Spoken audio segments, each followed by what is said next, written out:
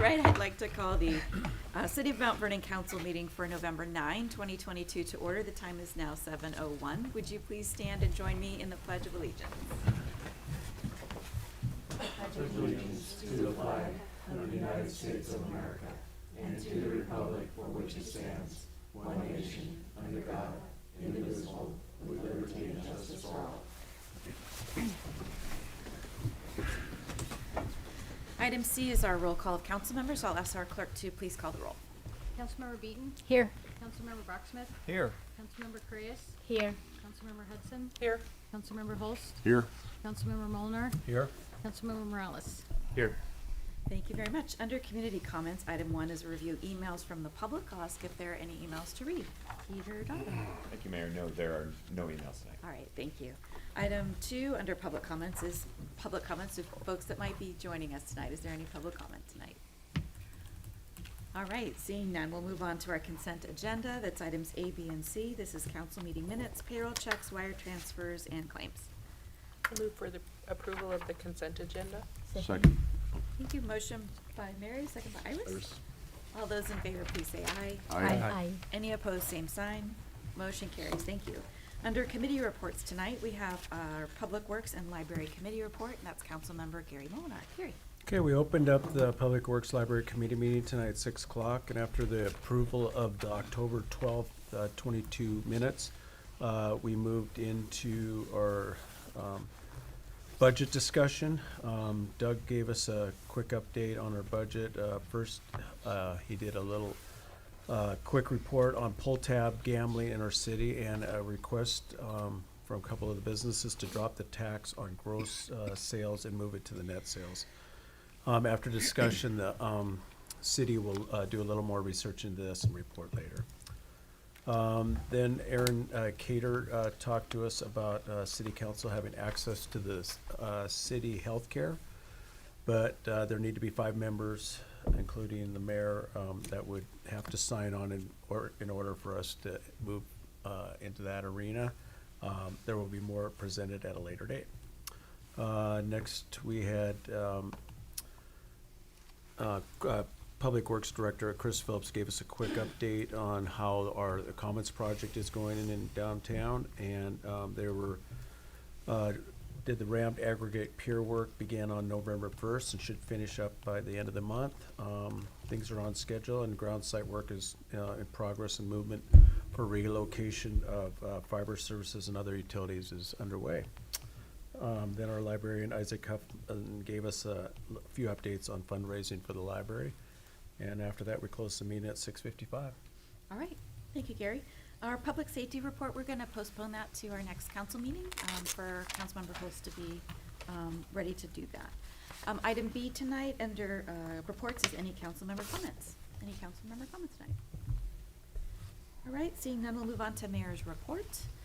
Wanted to, of course, acknowledge Veterans Day on November 11. That's coming up on Friday, and acknowledge that Veterans Day is a celebration for those who serve and who serve today. We honor our veterans, including 19 of our city staff that are veterans, including a few in the audience tonight.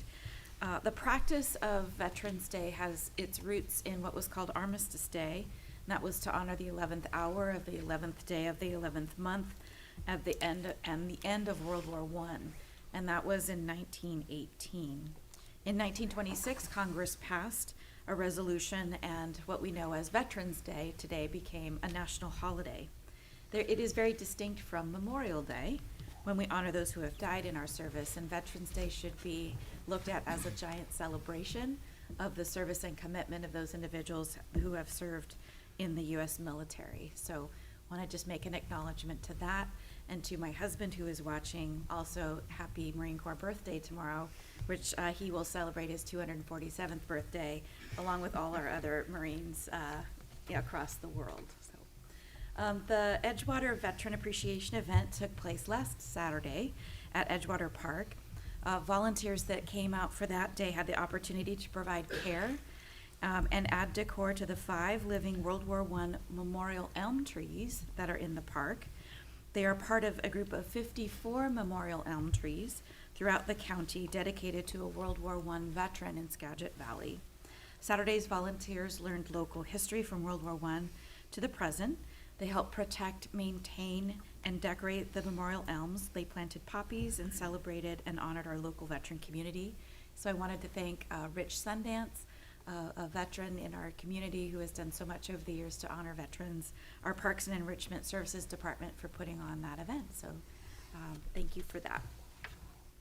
An update on our Mount Vernon Library Commons. Anyone can go to our website, mountVernonWall.gov. There's a live camera there where you can watch all the action. You can follow our newsletter there. You can sign up to receive monthly updates.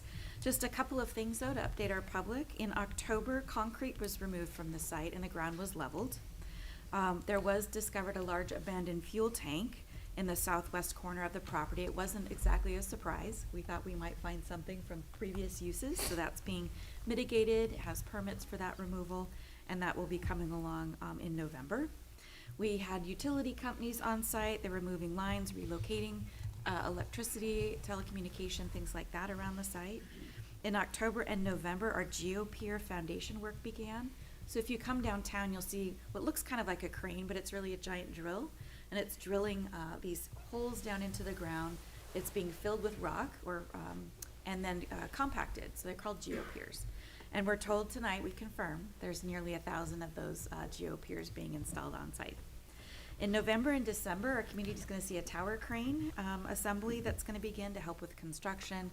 And construction will move pretty quickly then as we hopefully get our foundation in the next few months of 2023. I will say our Mount Vernon Downtown Association has made a request that we ask for Christmas lights on the crane, so we will try and have some decor there for the holiday season.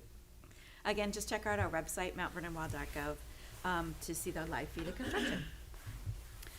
We also are asking for our community's help to prevent some localized flooding.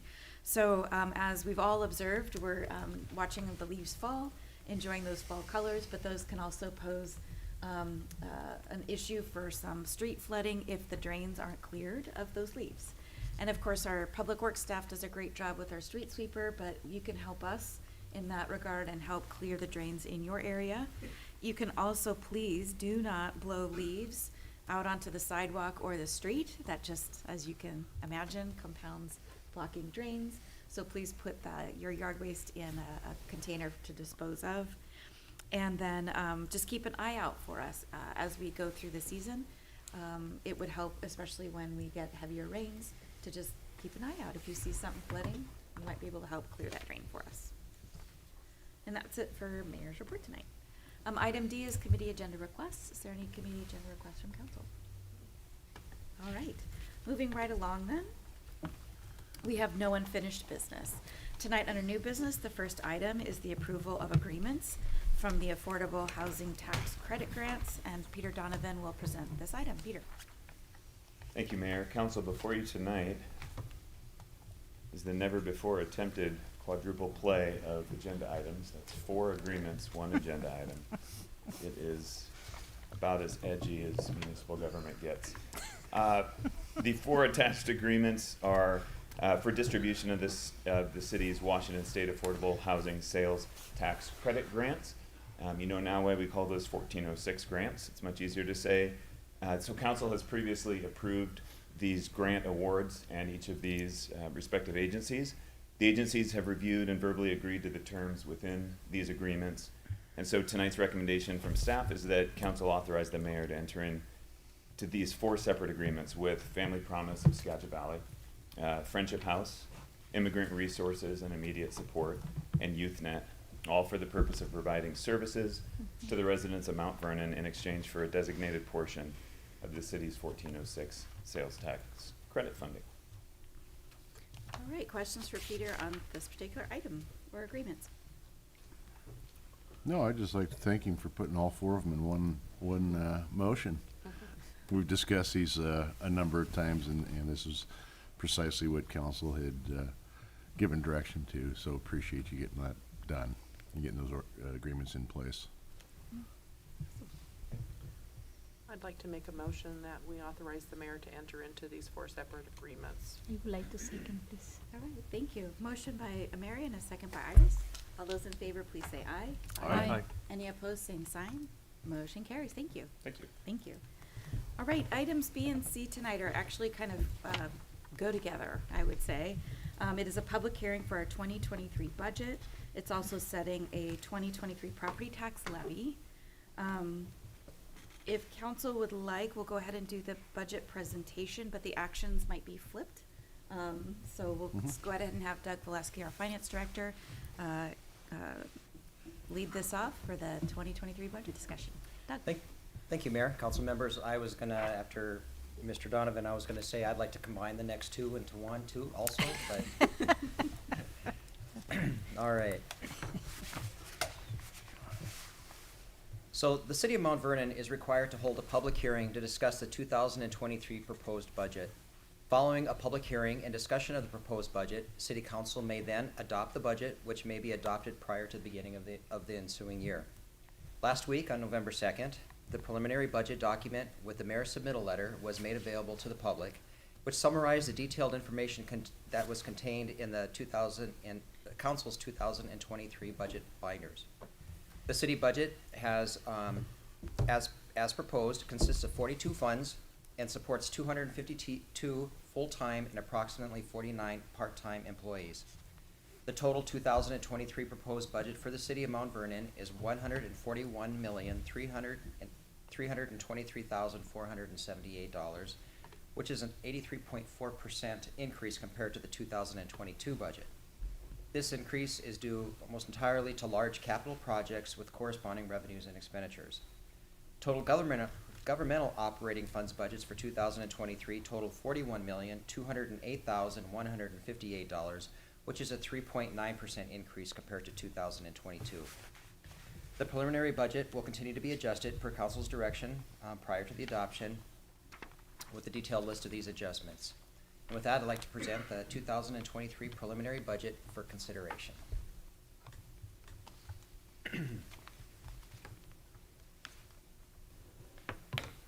So I'd first like to just kind of go over again where we are with our budget process.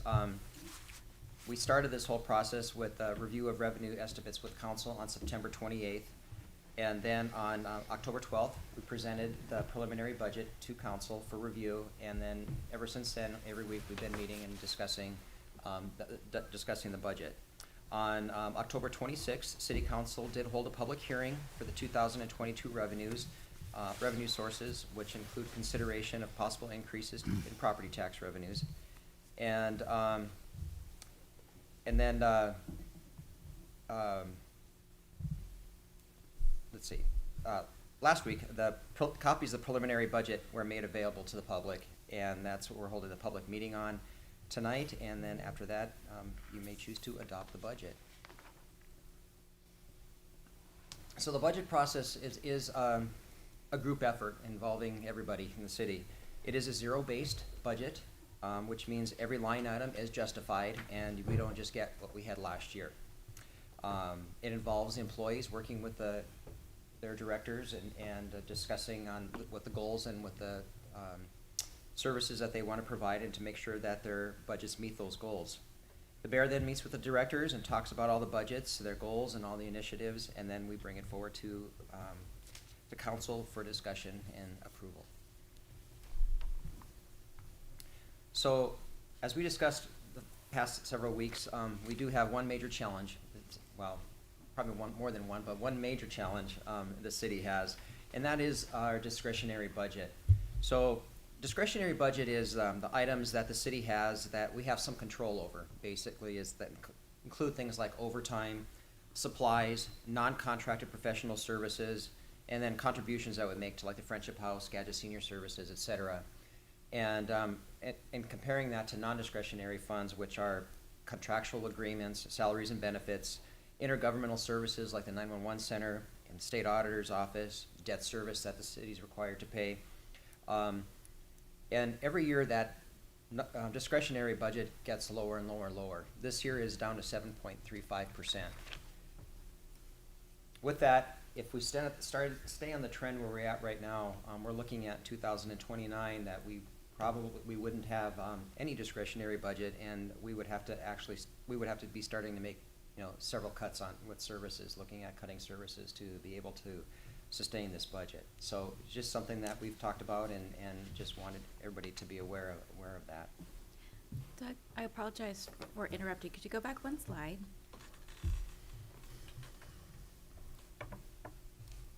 And when we talk about the percent, I think it's important that the public knows the dollar figure that we're talking about. Yes, so, this is for just the general fund, and the general fund total budget is $33,069,411, and, 92.65 of that is what we were categorized as non-discretionary, which is $30,639,000, which leaves $2,430,000, or 7.35% as, discretionary money that we can, have to manage to. Thank you.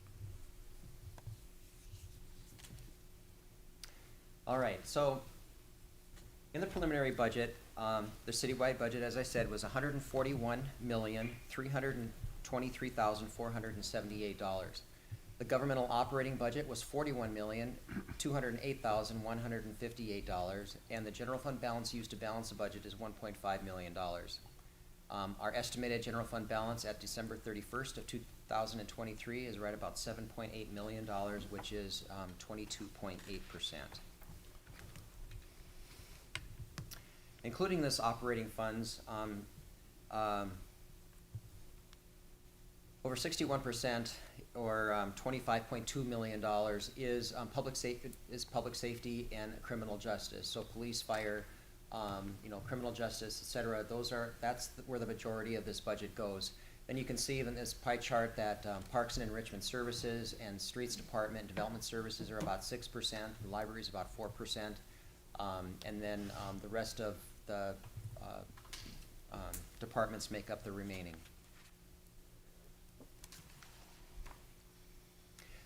I know these next ones are gonna be hard to see, but so for those that have the preliminary budget, on page 2, this just shows a comparison between the 2022 adopted budget and 2023. So looking at the general fund, our budget for this year proposed is $34,266,000, which is $836,000 higher, or 2.5% higher than the 2022 budget. When you bring in the other governmental funds, the city street fund and Parks and Enrichment Services and the library fund, that total is about $1.5 million, or 3.9.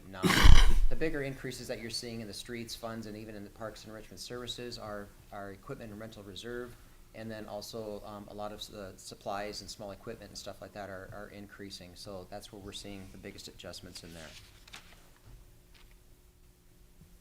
And again, I apologize, I know you can't see this, but this is all the rest of our funds, and so our overall total budget was $141,323,000. It's a $64 million increase, or 83.4%, and that is mainly all to the capital projects. Our Mount Vernon Library Commons project is budgeted for $50 million in here, as well as the fire station number 3 remodel and other fire-related equipment is at about $5 million. So what you're seeing in the expenses here, those are mainly those expenses for the big capital projects. Looking at the revenue summary, if you look at budgeted totals for all, it's $123,195,000. That's about $46 million above last year's budget, or 60.5%. And again, that's for capital projects. This is the revenue mainly for our Mount Vernon Library Commons project, and those revenues are coming in from federal, state, and local grants for that project, and also for a federal loan that's being paid back by our LIFT, which is our Local Infrastructure Financing Tool Program award that the city was awarded of $500,000 for the next 25 years, and plus real estate excise tax matching funds.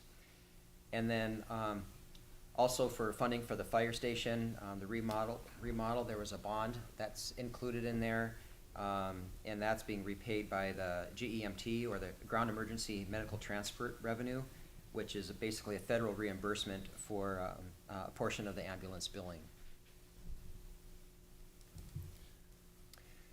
Looking at the governmental operating funds by revenue source, $39 million. I took the $2 million out. That is just a pass-through for the public safety tax, that we just give that directly back to the county, so that's not included in here. So you can see that there's about 60% of our revenues are tax related.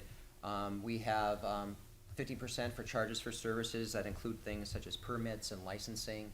Intergovernmental revenue include things such as the state revenue that we receive, like the liquor excise tax, also our EMS levy from the counties included in there, state motor vehicle fuel tax, and then again that GEMT money, that ground emergency medical transport billing that we receive from the feds. So one of the things that we talked about earlier is that making sure that our budgets match the goals and the initiatives of the city, and going over our 4 major goals we have for infrastructure to provide a high level of quality public facilities in a fiscally prudent manner. And so the first one there, just modest general facility maintenance, continues on, and that includes, there's some budget in there for HVAC equipment and upgrades, particularly for this building that we're in right now, as well as we'll talk a little bit later here for our Hillcrest Lodge, some funding in there to do some maintenance that is sorely needed there. Obviously, the Mount Vernon Library Commons, work has begun in that $53 million project. It's a big investment for this local economy.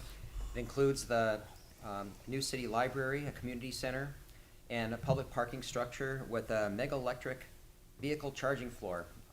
Again, as I said earlier, that's heavily funded with federal, state, and local grants and federal loans supported by those LIFT award money that the city received.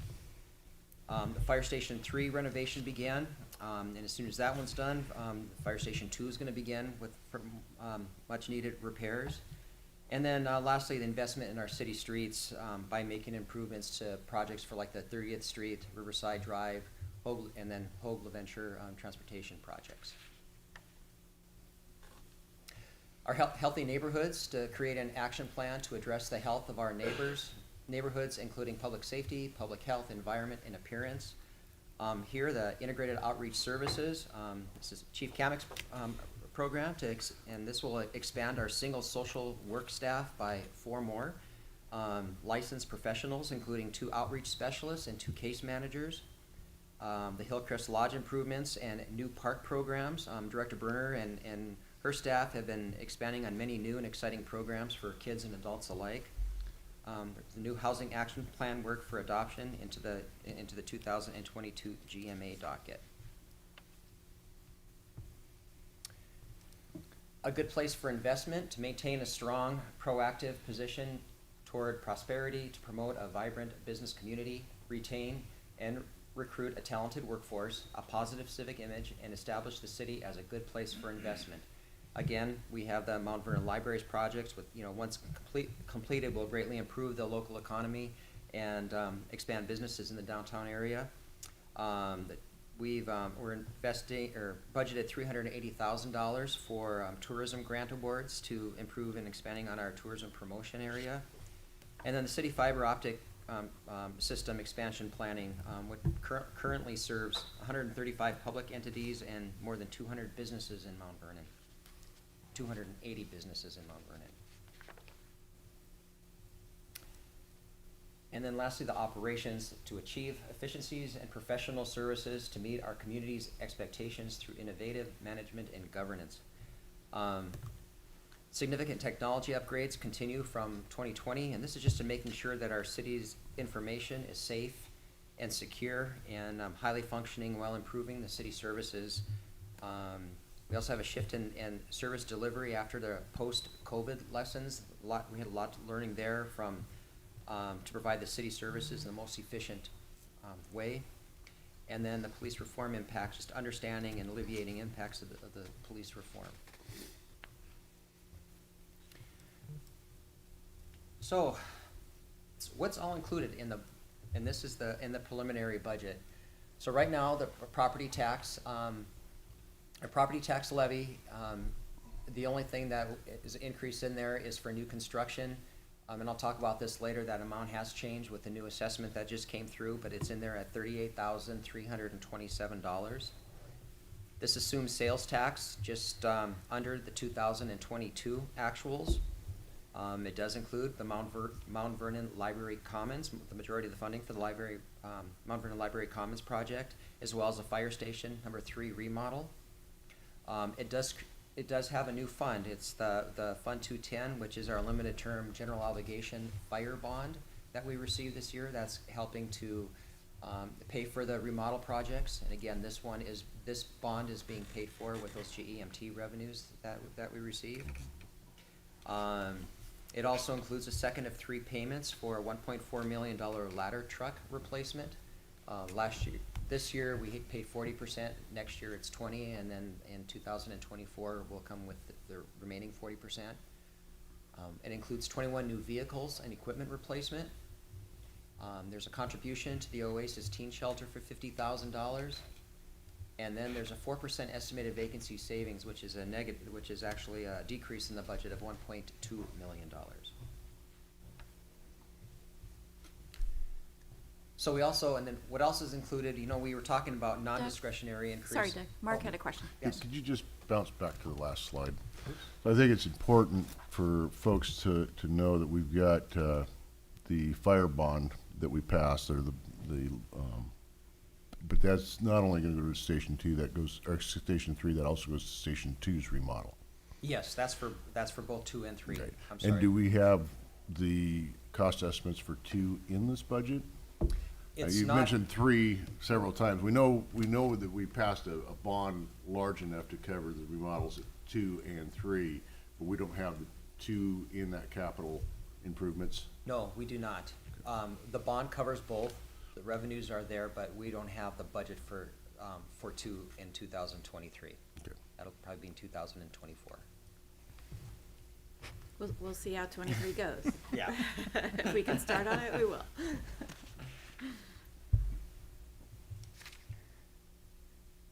I was saying, we talked about the non-discretionary budget. These are, things that just increased this past year that, again, that, you hear about the fuel prices in there. We have an estimated of $102,000 for an increase in fuel. Our liability insurance is going up $128,000. We have maintenance contracts that are estimated to go up about $163,000. Our fees for the 911 center is going up about $166,000. Maintenance for the body cameras is $120,000. There was an increase in ER&R contributions for our fleet to $536,000. This also includes the fire bond debt service of $877,000. And then taxes that the city pays at $74,000, and then public utility expense at $43,000 for a total of $2.2 million.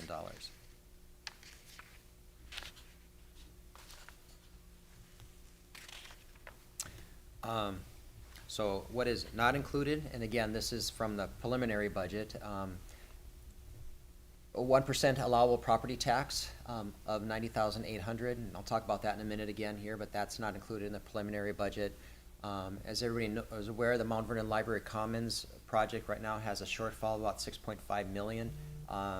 That shortage, the revenue portion of that, is not included in this yet. There's a police and fire command vehicle for $650,000 that is not included in this budget. There's a fiber technician that is not funded in this, in the 2023, because we want to kind of hold back and come up with a business plan on expanding that service and looking at where we're going there. So we're just going to maintain that one. And then the mayor's meeting with all the department heads and looking at, where we can make cuts to bring our budget down as much as possible, as lean as possible. There was overall department-wide cuts of over $500,000 just to present to the budget here.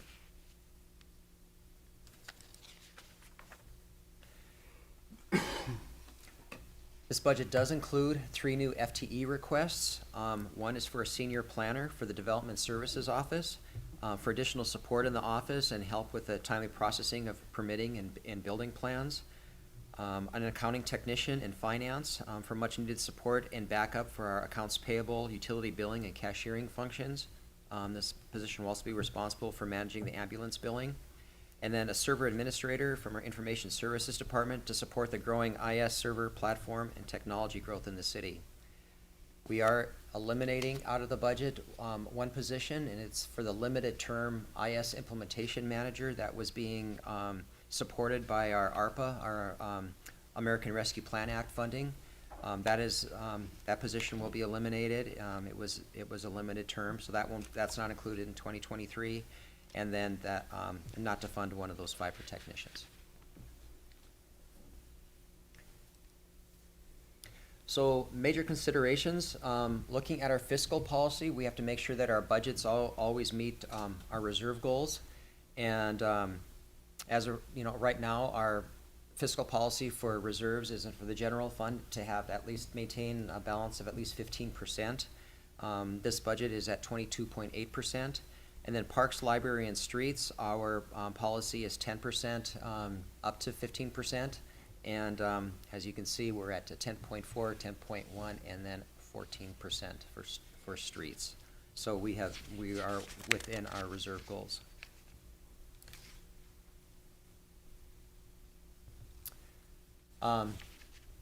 Again, talking about where, looking at some of the things, our salaries and benefits for this year in the governmental funds are about $28 million. Total taxes that we've collected for property taxes, sales tax, utility taxes, et cetera, are only $23 million. So again, that's just part of that, consideration of where our funding is falling back from our non-discretionary expenditures.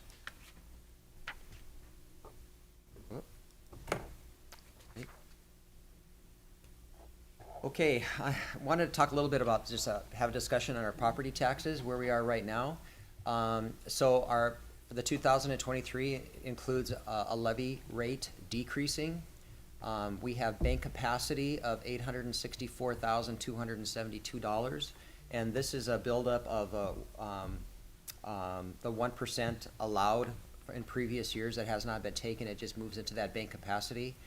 Our implicit price deflator, which is basically it's like an inflationary rate kind of, and it just as long as that rate is above 1%, the city is allowed to take 1% increase in the levy. The IPD this year is at 6.457, so the full 1% is allowed.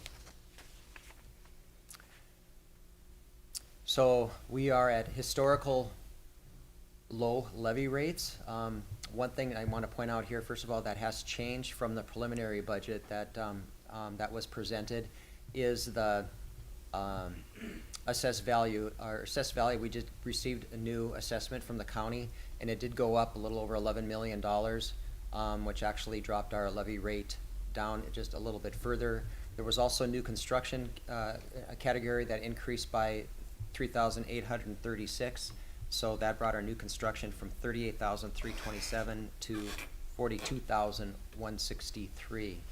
So as you can see, back in 2014, we had a rate of 2.835, and it's just been dropping ever since. I don't know when it was this low before. So at least in the last 2 decades. So something just kind of trying to understand here and make sure that everybody understands. In Washington, the property tax increases are not based on the increasing value of properties. Looking at that previous screen where we saw I'm going to go back for a second here, sorry. This increase from assessed value from $4.6 million to almost 5.5 million, that's over 17% increase in property values. That does not mean property taxes are going up by that 17%. That's just the assessed values. So with that, in Washington, property tax increases are not based on the increasing value of properties. They are based on last year's property tax levy, which is simply the amount of the property taxes that were assessed in the prior year, plus any new construction and council adjustments. Then this levy amount is allocated across all assessed values. So for last year, we had a levy amount of $8,215,000. We had a levy rate of 1.7728. So let's just assume you had a home, that is valued at $500,000, and let's just assume it stayed at $500,000, it didn't go up.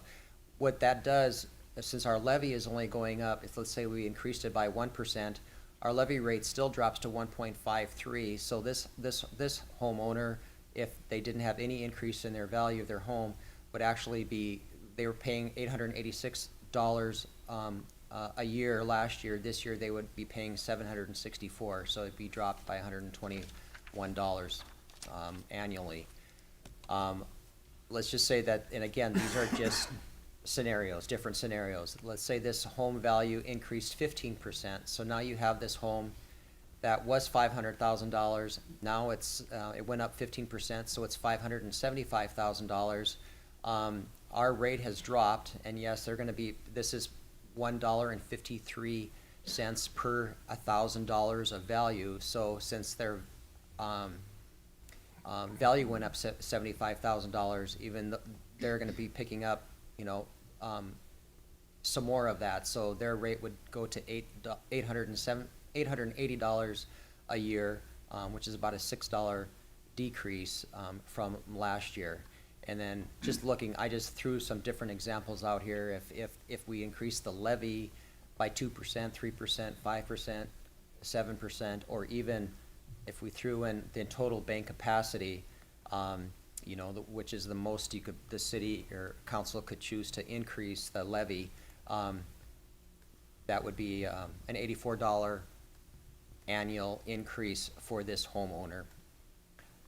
So this is just an example, and it's showing that, again, just wanted to, there's kind of that, I've heard so many times, and we even get calls at the finance department about their property taxes going to be going up because their home value, their assessed value of their home went up, 15, 17%, and it's like, that's not what happens. Your property taxes don't increase by that much. We still have the same dollar amount to allocate to everybody. It doesn't increase. So anyway, any questions on any of that? Okay, so again, then just, I think it's kind of my last slide here. This is just kind of showing what's been happening, the history with the city. It's just the correlation between the assessed value and the property property levy rates. So its assessed value is going up.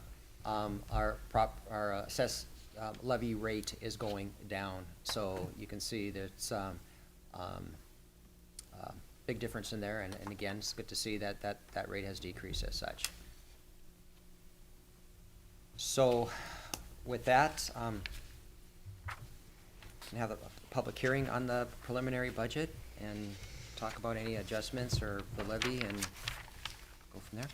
All right, council, do you have any questions for Doug before I open the public hearing regarding the budget? Okay. With that, I'll open the public hearing regarding our 2023 City of Mount Vernon budget. Is there anyone wishing to speak tonight? All right, seeing none, I will close the public hearing about our budget. All right.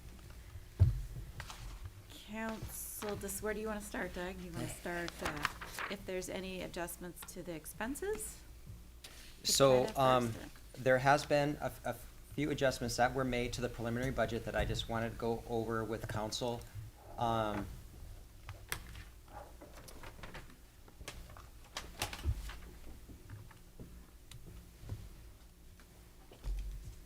So when we were putting the budget together, I inadvertently missed a replacement patrol car for the police department that was budgeted last year, but was not able to be, it wasn't available, we couldn't purchase it. And so we want to continue that, bring that expenditure over into 2023. That total was $56,132. These next three are related to salaries and benefit adjustments. We want to reclass a fiber optic technician to a fiber optic technician lead per hiring agreement. We also got updated medical rates, and so there was minor adjustments that were made from the preliminary budget. And then our medical for fire actually decreased from our previous estimate that we had in there. And then the reclass for our Parks Operations Manager to correct a classification after the Teamsters contract was signed, added 4,960. So the total of those three, A, B, and C, is a $24,000 decrease to the budget, based off, and mainly because of those medical rates that we had in there. And then lastly, there was a front-end loader that was ordered last year that, again, I missed, that will not be received until 2023. Involves a surface water utility fund. So they did not expend that this year, so we would like to carry that over into 2023. So those were the only adjustments that were made, except for the property tax, the 3,836 new construction amount was added into the property tax. So those are the only adjustments that I've made, and Okay. so. And we've, just for the public's benefit who may be watching this, this has been discussed in committee prior to this televised meeting, so just FYI. Any questions or comments for Dr.? No, I was just gonna say that we've had numerous meetings on this, and we've pretty well been through the budget with a fine-tooth comb. I was a little disappointed this year that I couldn't find any improvements in the budget that was proposed. Normally, you can find little things and make little adjustments. It's a tight year. It's a tight budget. Everybody's feeling the inflation. We're seeing it in the budget, increased costs in fuel and maintenance and paper and wages and everything else. You showed that pretty well there. It is a very lean budget if we look at it as a whole. There's no fluff in it whatsoever.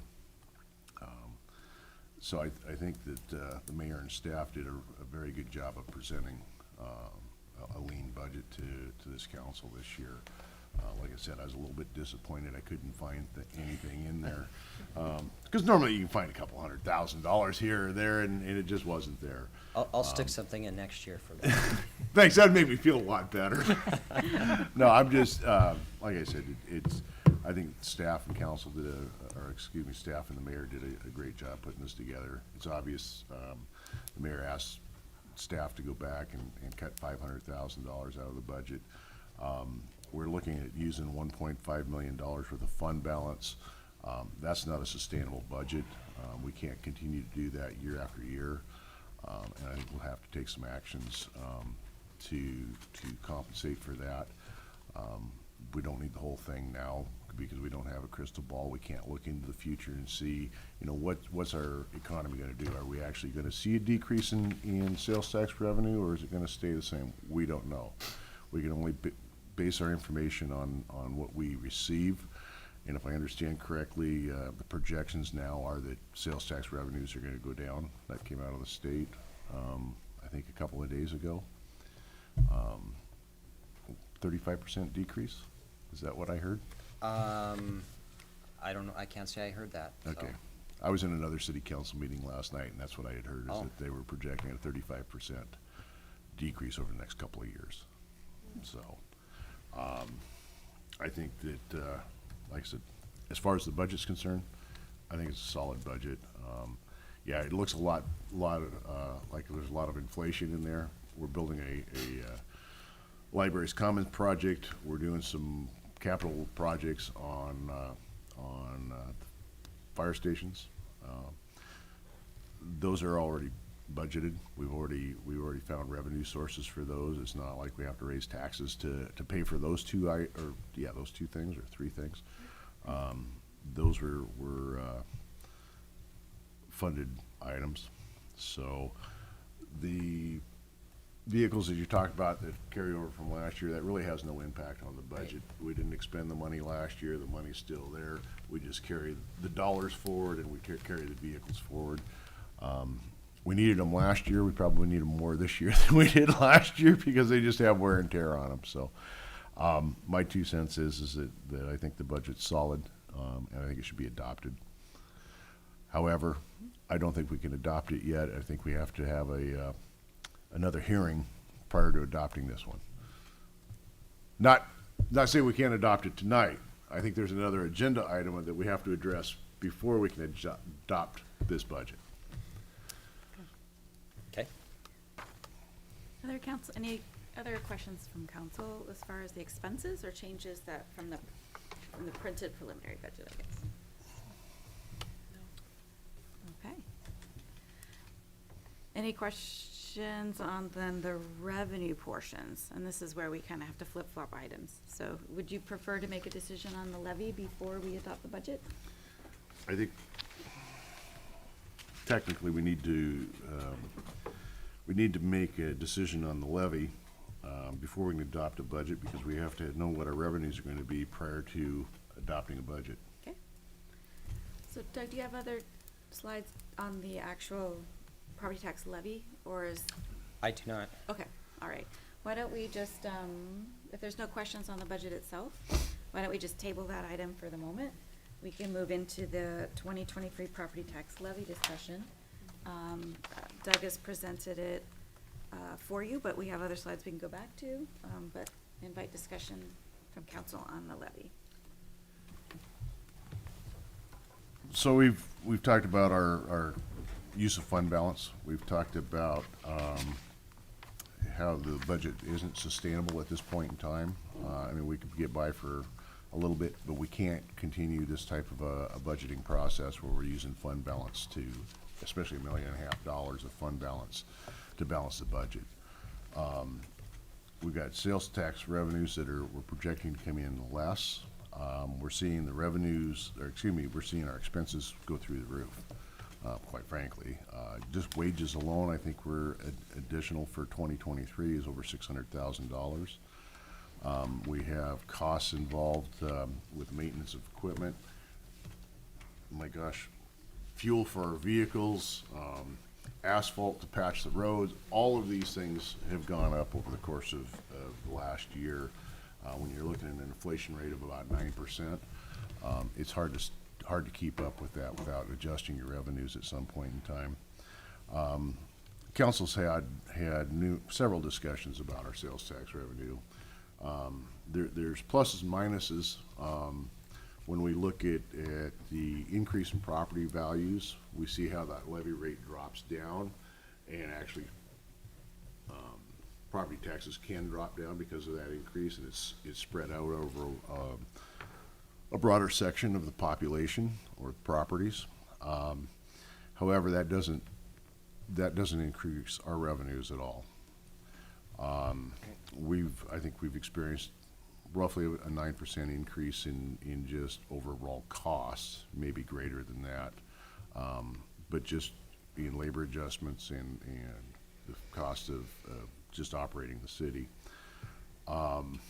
We've looked at it, I think we've looked at it very closely, and what my proposal would be is that the council take a 1% property tax increase, which we haven't done in a number of years. I think I've been on council 11 years now, and I think this would be the third time we've taken a property tax increase. But I also feel that we need to take 2% of our bank capacity. It would give us a total total income in our property tax of $8,530,000, $8,530,000 and $277. That's about a $280,000 increase over last year. It doesn't cover the additional costs that we have. But there again, we don't have a crystal ball. We can't project what our other revenues are going to be. We're estimating it to be lower. We're hopeful that they'll come in as strong as they did last year.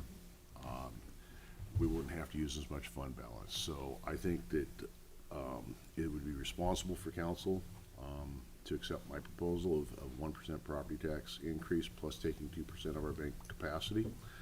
For the general public, on a $575,000 home, that would be a $1 a month increase in your property taxes. It's $12 a month, or $12 a year. Okay. Any questions from council? Again, we're deciding on what the levy would be So this would be, Councilmember Hull's proposal would be a 3% increase in that property tax levy. I just want to make that clear. It gets confusing. Any comments? Richard? I'll jump in too in that, thank you, Councilmember Holst. I think you described it well, the conversations we've had, that, the discretionary pieces of the budget keep going down as we've been so careful in revenues and taxes in previous years. And so that's going to lead to decreasing services if we're not more proactive. Also, we know inflation will continue to go up. Hopefully it goes back down to a normal level in a year or less. But, that is continuing pressure and challenge for us. And I agree with the fact that we can't keep taking from the general fund with sustainably to meet our needs. And so it's something that's been building up for a little bit, and it's we discussed what we thought we could do about it with reducing the impact on property taxpayers in the city as much as possible, and still being prudent with future city finances. So I think it's an appropriate proposal for the most people in the city who are property owners, or I guess if you pay rent to a property owner, you'll see less than $1 per month in increase, and that will maintain a level of service and continue to maintain our financial stability. So, All right. Any other comments from council? I would concur with Mark Okay. and Richard. All right. So there's no sense in me stating it all over again. All right. Thank you, guys. So if there's no further comment, I would make my proposal a motion. Okay. That would be, since we flipped it, it would be an ordinance. It would be ordinance 3859 to set the property tax levy. Okay. And if I could restate it for you, we would set the levy rate at, the levy at $8,530,277. Okay. Second? All right. Motion by Mark and a second by Mary. Any further discussion? All those in favor, please indicate by saying aye. Aye. Any opposed, same sign. Motion carries. Thank you very much. All right, now we're back to the actual adoption of the 2023 budget. This adoption action would be ordinance number 3860.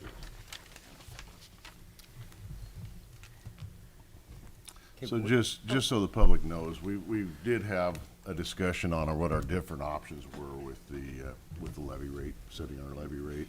So we've already looked at how that impacts the budget. So we're not going to be willy-nilly adopting a budget with faulty numbers. We know that what those numbers are going to be after an adjustment that we just made is. So Doug, do you have that final number then? The live number with the adjustment? Is that something you would want them to read as far as the adoption of the budget?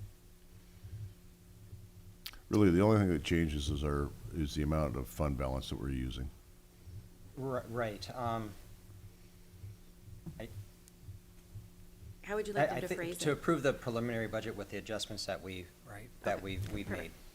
Yeah. With the expenditures that we discussed earlier, and then the increase of the property tax. Of the levy, okay. Of the All levy. right. Any other discussion on this?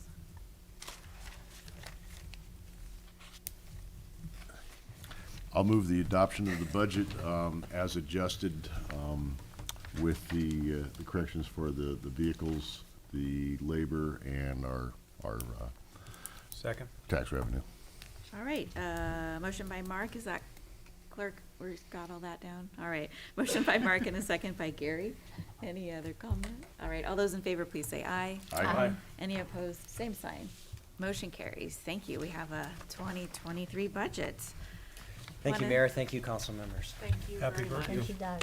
Yeah, Happy birthday. Thank you. As we do have one other item that's coming up, but before we do that, I want to thank the city council for the leadership and the very collaborative spirit around our budget. It hasn't always been as, felt as comfortable, and so I really appreciate just the dialogue and the questions that you've had, but the thoughtfulness around it, so thank you for that. Wanted to thank our department directors and our managers who put together and very carefully safeguard public resources as we use them for city services for our community. So thank you to our leadership of our city, and especially to Doug Valesky, because he really shouldered the budget this year. And it is his birthday, and so we're just happy to celebrate Doug and the work that he's done to prepare this budget for us. So thank you, Doug. All right.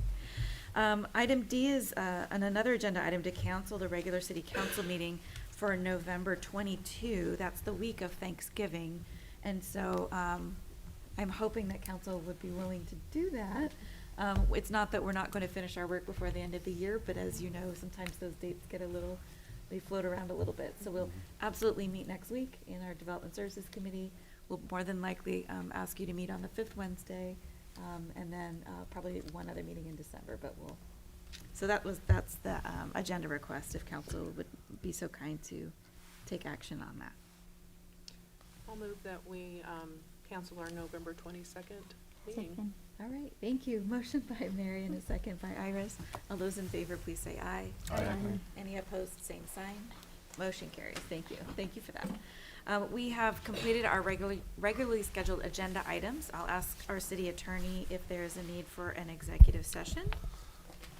Yes. I'd invite the mayor and members of the city council to enter into an executive session to discuss with legal counsel enforcement action, litigation, or potential litigation to which the city, the governing body, or a member acting in an official capacity is or is likely to become a party when public knowledge regarding the discussion is likely to result in either adverse legal or financial consequence to the city pursuant to RCW 4230-110 subsection 1I. It would be for 10 minutes. We would close the executive session then at, if I can read the clock correctly, 8:05, with no action after. All right. With that, then we'll be adjourned into executive session, starting now and ending at approximately 8:05.